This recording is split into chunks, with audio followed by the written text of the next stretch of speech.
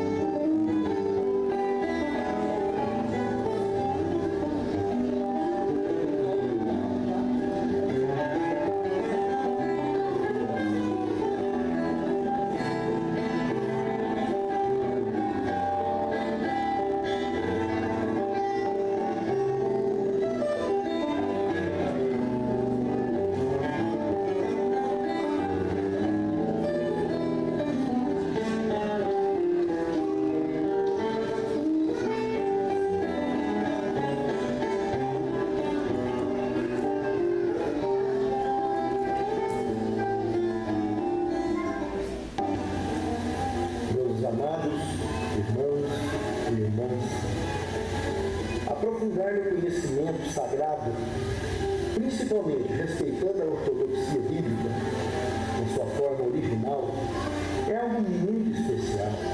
É como se voltássemos no tempo e, de repente, no cenário real dos tempos bíblicos, começássemos a ouvir e ver tudo o que os profetas ouviram e viram. Só que para nós, em pleno século XXI, a visão fica bem mais clara, bem mais nítida. Quem conhece, aprimora, e quem não sabe, conhecerá. As inscrições com a irmã Maria José aqui na igreja.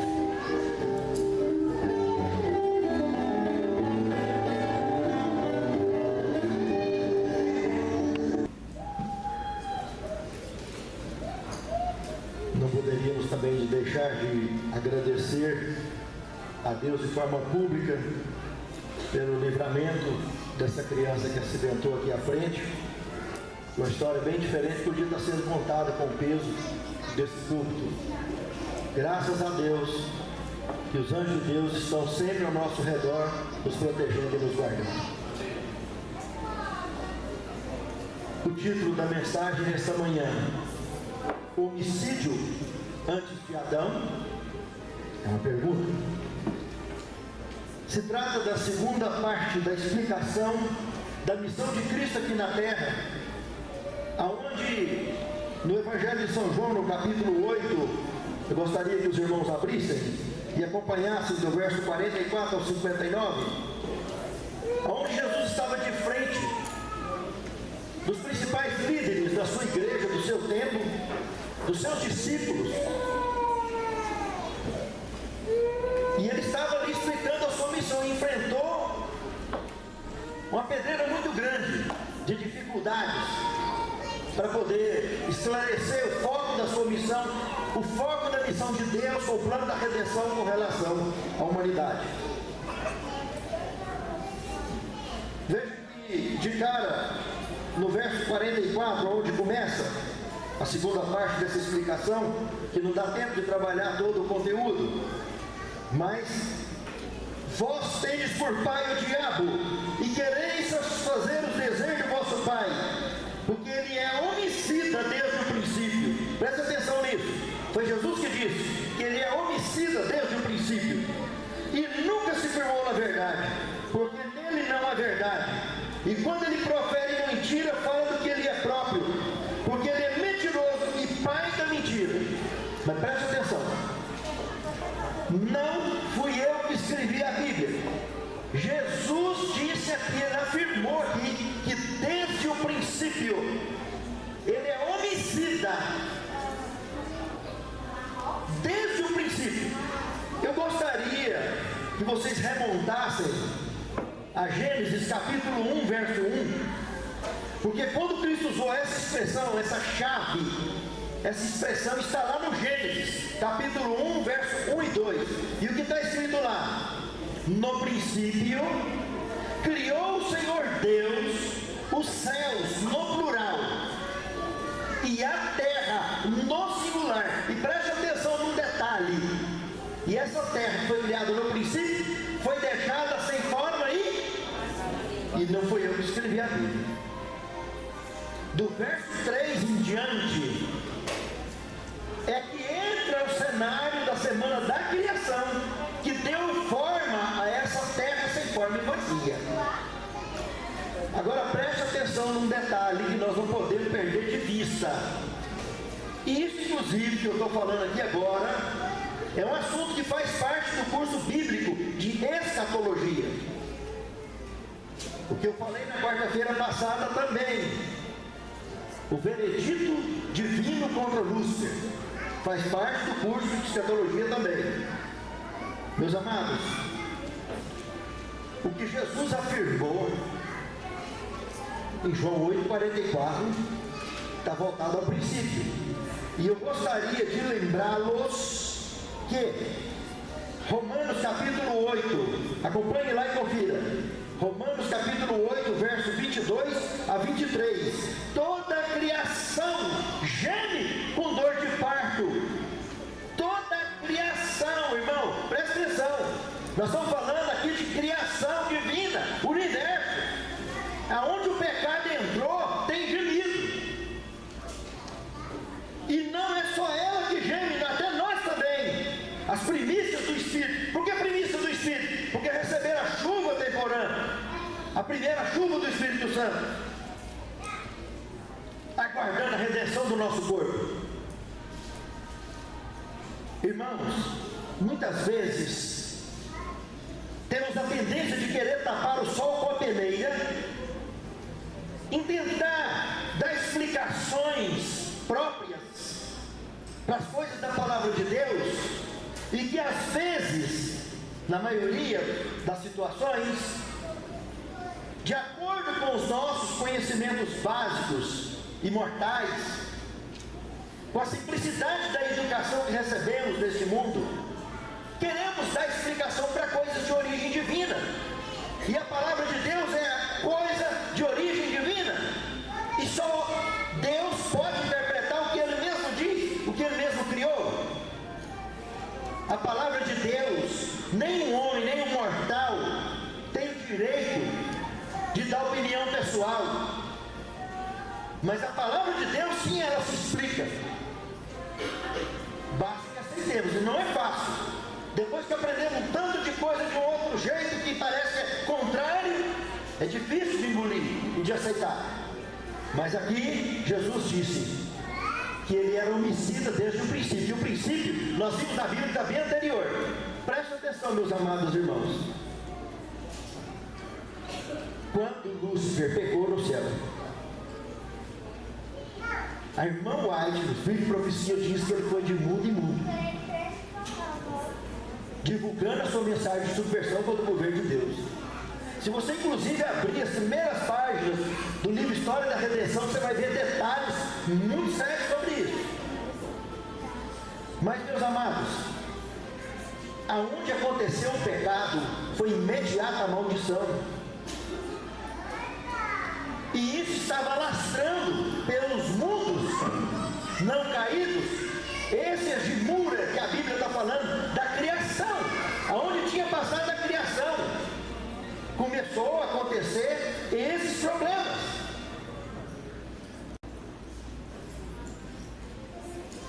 E um dia, um dos mundos criados por Deus, lamentavelmente o planeta Terra, se tornou o palco, o hospital do universo, aonde todos os subversistas do universo que pecaram, especialmente aqueles mensageiros, então anjo quer dizer mensageiros, que viviam tanto lá próximo ao trono de Deus como em outros mundos, esses mensageiros entraram, se arregimentaram numa batalha contra Deus e foram definitivamente expulsos a partir do momento que fizeram um dos mundos criados por Deus a aceitar a subversão contra o governo de Deus. Mas eu queria só chamar a atenção de vocês para alguns detalhes interessantes. Por mais briga que haja entre a teologia e a ciência comum, observemos apenas alguns detalhes registrados tanto na geografia do planeta, na geologia, na arqueologia.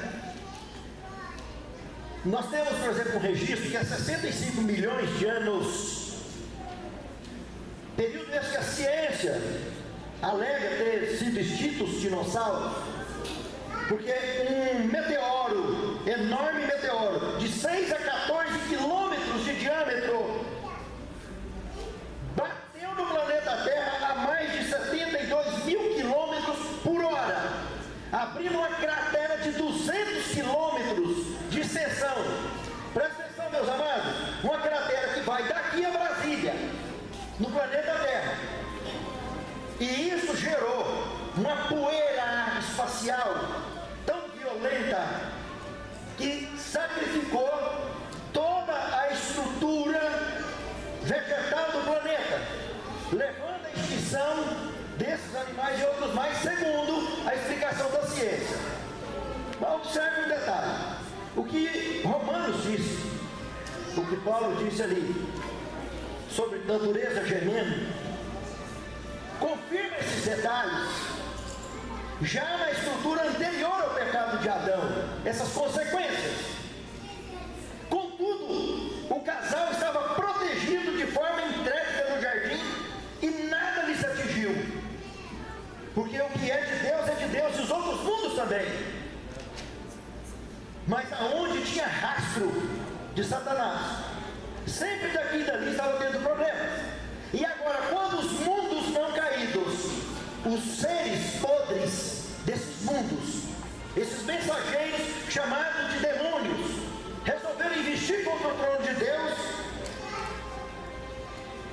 eles foram expulsos. E isso aconteceu exatamente há 4.000 anos antes de Cristo, aonde aconteceu o mais jovem dos relatos, Apocalipse capítulo 12, verso 7 ao verso 12. Acompanhe lá para você ver o que está escrito. Houve batalha no céu. Miguel e os seus anjos batalhavam contra o dragão e os seus anjos, mas não prevaleceram, nem mais o seu lugar se achou no céu. Foi precipitado o grande dragão, a antiga serpente, Satanás. Observe esse detalhe, está fazendo uma referência à serpente do Éden. Por isso nós temos a garantia que isso aconteceu há 4.000 anos antes de Cristo. A prova está na Bíblia. Antiga serpente, Satanás, mas foram lançados na terra, e os seus anjos foram lançados com ele. Ouvi, pois, uma grande voz do céu, que dizia: chegada está a salvação, a força, o reino do seu Cristo, porque já o acusador dos nossos irmãos foi derrubado. Presta atenção, irmão. O acusador dos nossos irmãos em outros mundos foi derrubado. Eles o venceram pelo sangue do Cordeiro. Aí entra o fato escatológico já para aquela época, e pela palavra do testemunho, que Apocalipse 19:10 diz que é o Espírito de profecia, e Isaías 8:20 diz que a lei é o testemunho. Se não falar segundo essa palavra, nunca verão a alva. São características da divindade, da igreja de Deus no céu e na terra e por todos os tempos. A lei é o testemunho, pela palavra do testemunho, e assim eles venceram. Mas alegrai-vos, olha o que ele fala no verso 12: alegrai-vos vós, ó céus, plural, que neles habitais, porque ficou livre do diabo. Mas ai dos que habitam na terra e no mar, porque o diabo desceu a voz e tem grande ira, sabendo que pouco tempo lhe resta. Meus amados, eu falei que dentro daquele princípio, a ciência tem essa sombria ideia de 65 milhões, essa história de meteoro, isso, aquilo. Eu só quero fazer um paralelo disso com a idade de Lúcifer, a idade do pecado no universo, a dificuldade de Deus ter lidado com isso por tantos milhares de anos atrás, antes da terra ter forma, antes da semana da criação. Deus já estava pelejando com isso. Tanto a Bíblia como o Espírito de profecia são autênticos sobre essa questão. E agora, nós conhecemos também a última era do gelo, que a primeira começou aqui, nesse acidente que aconteceu, no espaço. Vocês viram há poucos dias caiu, acho que o ano passado, no começo desse ano, o ano passado caiu na Rússia, o estrago que fez lá, um meteoro pequenininho. Meus amados, a última era do gelo, registrada pela ciência como evidências, aconteceu há 10 mil anos antes de Cristo. Muitas vezes a gente olha para a Bíblia como um livro de carochinha, de história de carochinha, e não tem noção que ela abala a mais avançada ciência com as informações que ela tem para dar aqui. Com toda a sua simplicidade, ela emudece aqueles que se acham sábios e dá sabedoria a humildes, que fala com autoridade, com poder das revelações do Altíssimo. A mais jovem dessas ocorrências, há 4 mil anos antes de Cristo, foi a expulsão desses seres de lá para cá. E eu gostaria de voltar para o Evangelho de São João, no capítulo 8, e vamos analisar agora, do verso 45 ao verso 47. Mas porque eu digo a verdade, vocês não me credes. Quem dentre vós me convence de pecado? Se diga a verdade, por que vocês não me acreditam? Quem é de Deus ouve as minhas palavras, a palavra de Deus. Por isso, não as ouvis, porque vocês não são de Deus. Viu a diferença entre quem ouve a verdade e quem não ouve a verdade? Quando a gente não sente bem com o que está ouvindo, que vem da palavra de Deus, quem está promovendo? Satanás. Ou tem verdade, ou tem mentira, ou tem luz, ou tem trevas, e ninguém pode servir a 2 senhores ao mesmo tempo. E Jesus estava falando isso para os líderes da sua igreja. Ele estava falando isso para a sua igreja, e chamando eles de filhos do diabo. Vocês têm por pai ao diabo, porque vocês querem ficar com a mentira, com o engano, que abre mão da verdade para seguir tradições. E Jesus morreu para provar isso. A nossa paternidade pode facilmente ser identificada pelas nossas crenças, especialmente quando se trata da palavra de Deus. Se estamos servindo à luz ou se estamos servindo às trevas. No verso 48, veja aqui uma acusação tremenda, irmãos, recalcada. Responderam-lhe os judeus: não dizemos com razão que é samaritano e que tem demônio? Cristo contesta e faz uma réplica no verso 50. Eu não busco a minha glória. Há quem a busque e julgue. Em verdade vos digo que se alguém guardar a minha palavra, nunca verá a morte. Meus amados irmãos, essa revelação foi de impacto. Presta atenção no que Jesus acabou de falar. Quem guardar a minha palavra, que é a palavra de Deus, se tornará imortal. E sabe que isso é verdade? Porque Lázaro, nosso amigo, dorme, não está morto. Ele está dormindo, meus amados. Então, se ele dormiu no Senhor, ele é imortal. Porque ele está salvo e vai receber a coroa da vida eterna um dia. Ele só está dormindo. É difícil de entrar isso na cabeça? Quando Jesus falou que o reino de Deus está dentro de vós, não adianta buscar ele aqui, ele lá, ele está dentro de nós. Ele está dizendo que a vida eterna está dentro de você, da sua mente. Você só vai ter acesso a isso e vai voltar a ser o que era. Nós fomos expulsos da eternidade, excluídos dela. Estamos vivendo num portal que 80, 40 anos a qualquer hora pode dormir. Agora, ou você dorme salvo, ou você dorme perdido, não tem meio termo. E você que escolhe que jeito que você vai viver a sua vida. Tem livre-arbítrio para isso. Mas Jesus fez uma revelação muito violenta aqui, dizendo que quem ouve e guarda a minha palavra nunca verá a morte.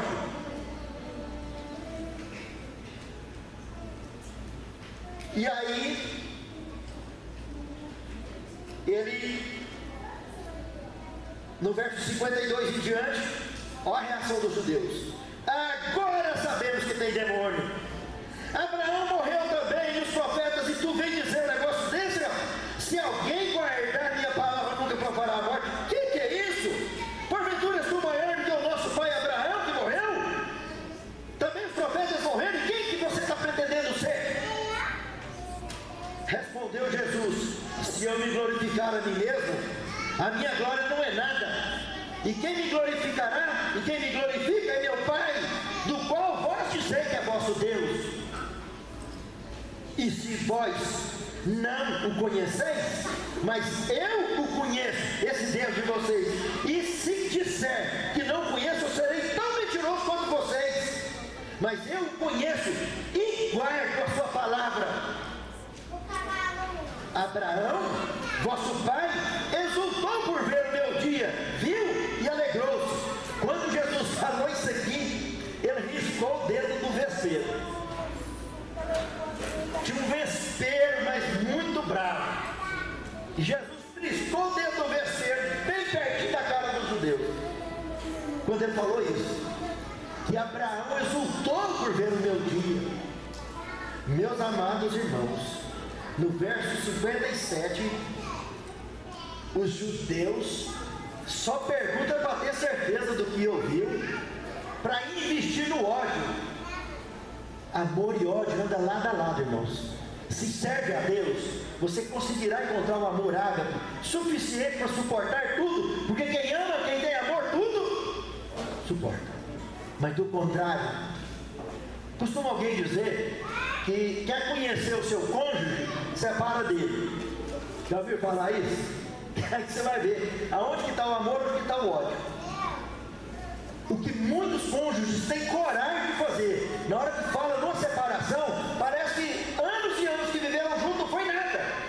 Porque o ódio está tanto do lado do amor, desse amor humano que a gente conhece, e não o amor ágape. Porque o amor ágape, os que alcançaram ele, Deus levou embora. Enoque, Elias, Moisés conseguiu ser ressuscitado, porque aprenderam a viver e conviver com esse amor verdadeiro. Mas o amor que nós conhecemos é um amor cheio de troca.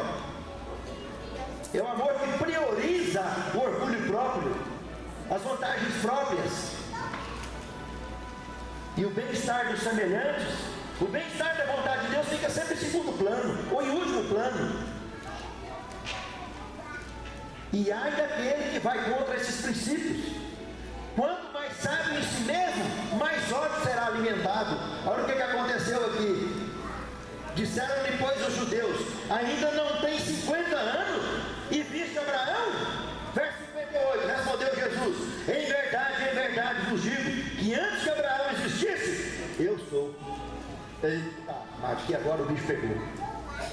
Gênesis, no Êxodo, aliás, no capítulo 3, o verso 14, vai lá na sua Bíblia. Êxodo, capítulo 3, o verso 14. Olha de que Jesus está falando. Quando Moisés perguntou para Moisés perguntou para aquela sarça ardente, para aquela glória, para aquele ser divino que estava ali: mas rapaz, como que eu vou chegar lá no Egito? E simplesmente, quem que eu vou falar que está mandando? Rapaz, vai lá e diz que o grande eu sou te disse isso. O grande eu sou. Os judeus sabiam de cor e salteado que eu sou é o nome dele, mas não tinha ideia que o grande eu sou que estava lá na sarça era o Cristo vivo que estava na frente deles. Só que Cristo não usou seus poderes antes da sua ressurreição. Ele não podia, porque tinha que ter um sacrifício perfeito como humano. Ele deixou as vestes reais do céu, ele deixou o seu poder e desceu e falou: as obras que eu faço, Não sou eu quem as faz, o Pai que as faz por intermédio de mim. E vocês farão obras maiores que essa. Se tiver de fé como um grão de mostarda, direis a esse monte: lança-te daqui ao mar, e ele o fará. E realmente, o registro depois da chuva do Pentecostes, da chuva temporânea, milagres ali extraordinários. Pedro colocando aquela fila gigantesca de pessoas doentes, e a sombra dele ia passando e curando. Paulo mandando um turbante para longe, e coisas incríveis, irmãos. E aquela chuva está à nossa disposição até hoje. E Cristo se identificou quando disse isso, que não era ele que fazia, o Pai que faz por intermédio de mim. A comunhão dele, íntima com Deus, era exemplo e é para nós continuarmos do mesmo jeito, na mesma intimidade, com o mesmo Pai. E agora com ele, o ser humano, o divino que se tornou humano, que o Verbo se fez carne, habitou entre nós e erguendo a terra no Calvário, morrendo a morte eterna, ressuscitando, vencendo a morte e garantindo a minha e a sua salvação. Ele pagou o preço de forma plena, foi tentado em tudo e não pecou em nada. Só que os judeus, quando ouviram isso, pegaram em pedra para o matar. E por um fio, o vesperno mata todo mundo. O próprio Jesus teve que correr para se livrar. E eu e você, meu querido amado irmão, irmã, nós estamos correndo da verdade também. A verdade está nos incomodando. Assuntos que estão dentro da Bíblia, que não agrada muito aos ouvidos, por causa da forma tradicionalista que nós aprendemos sobre religião, sobre Bíblia. Está incomodando, está perturbando. Ore ao Senhor, porque o objetivo da verdade é varrer, e não é para debaixo do tapete, não, é para longe. É para longe. Aquela mulher prostituta lá do poço de Samaria, capítulo 4, verso 23, Jesus falou para ela: a hora vem, e agora é que os verdadeiros adoradores adorarão o Pai em espírito e em verdade, porque o Pai procura a tais que assim o adorem. Que Deus abençoe, meu amado irmão, minha amada irmã, que eu e você sejamos contados entre esses escolhidos que adoram o Pai em espírito e em verdade. É o meu desejo de oração. Amém. Amém.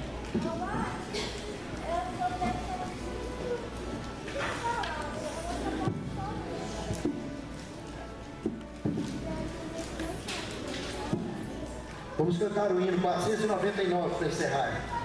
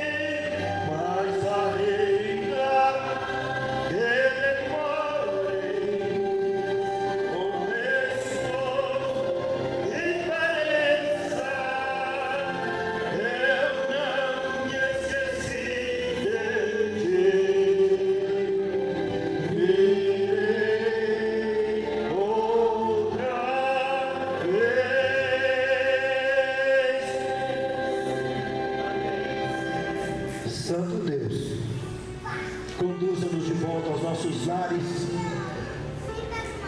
nos abençoando, nos guardando e nos protegendo com o teu poder. E pela tua graça, nos mantendo entre os escolhidos, chamados para fazer a tua obra. Encha-nos do teu poder e do conhecimento do teu reino, para que possamos te servir em espírito e em verdade. É o que te suplicamos, é o que te agradecemos, em nome do Pai, do Filho e do Espírito Santo. Amém. É pra minha vida.